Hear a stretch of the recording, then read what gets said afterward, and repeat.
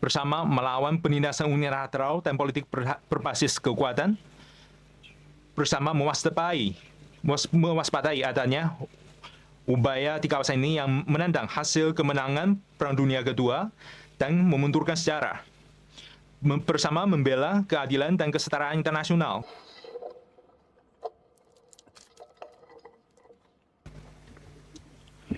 Teman-teman media, selamat siang.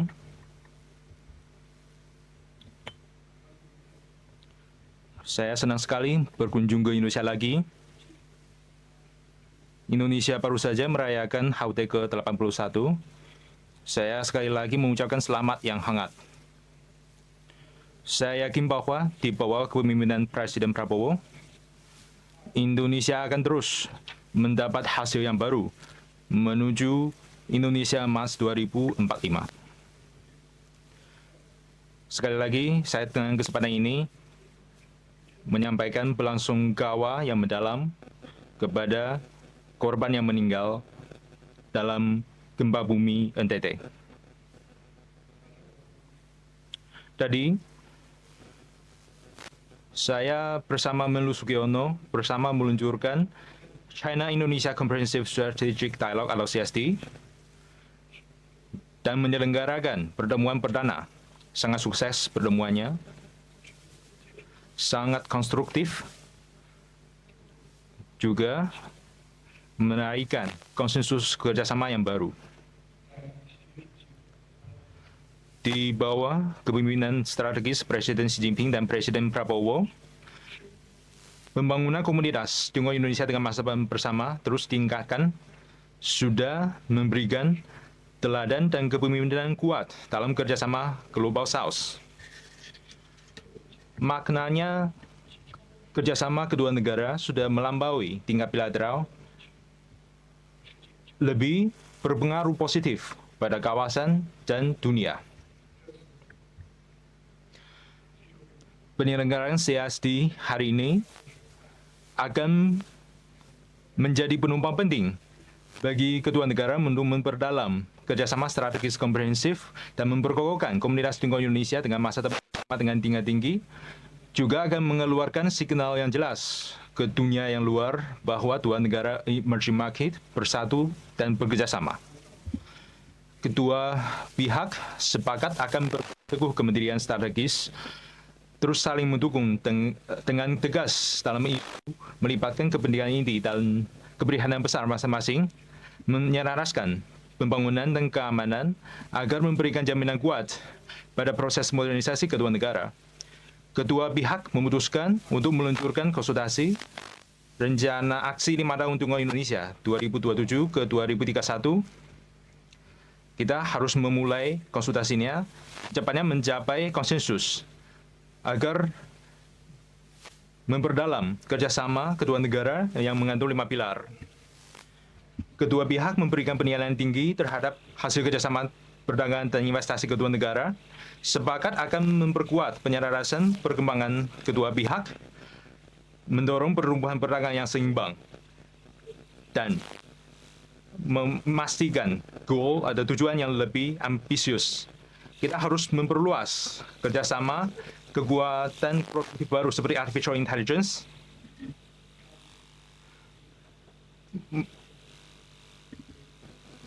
harus menyukseskan WICO yang baru didirikan. Kami senang sekali sistem peringatan dini meteorologi cerdas sedang diuji coba di Indonesia.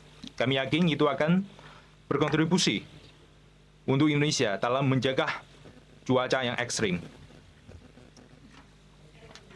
Kedua pihak setuju bahwa memperdalam kerjasama energi dan sumber daya mineral sesuai dengan kepentingan. Kami akan mendorong kemitraan energi dan tambang yang komprehensif, terbuka, dan hijau.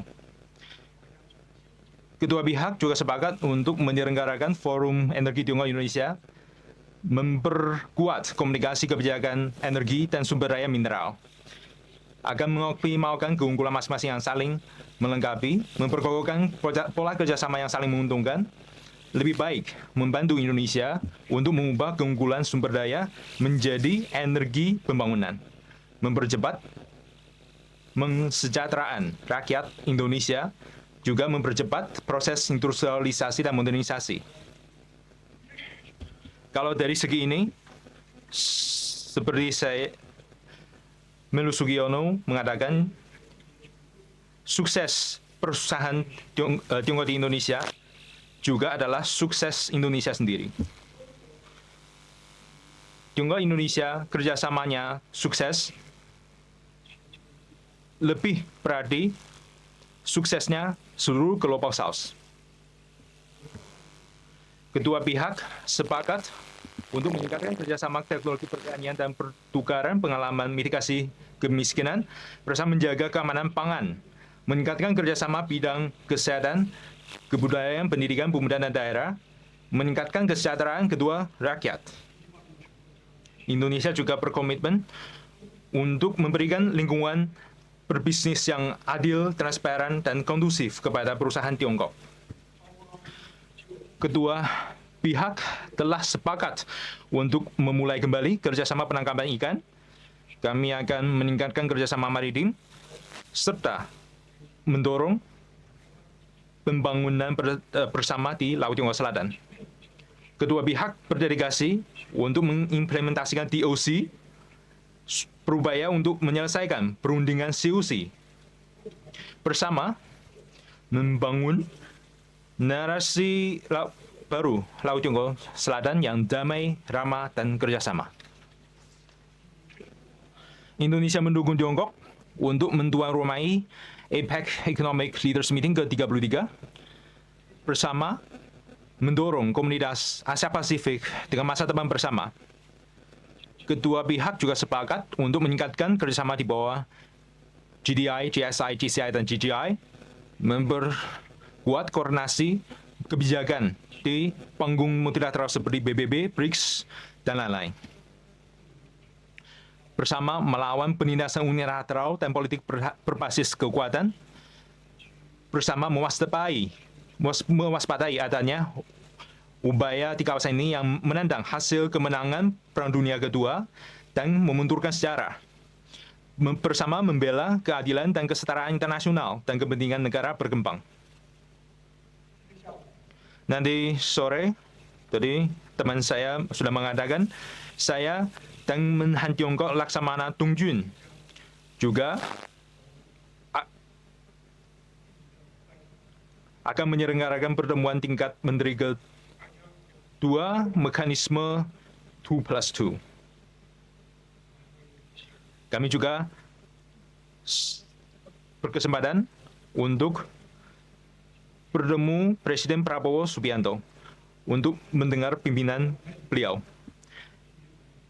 Tiongkok siap bekerjasama dengan teman Indonesia, mematuhi kepemimpinan strategis kepala negara kedua pihak, memperkuat kepercayaan strategis kerjasama, bersama membangun komunitas Tiongkok Indonesia yang berpengaruh regional dan global, berkontribusi sebagai negara Tiongkok Indonesia yang penting kepada perdamaian dan kemakmuran kepada kawasan maupun dunia. Demikian penjelasan saya. Terima kasih.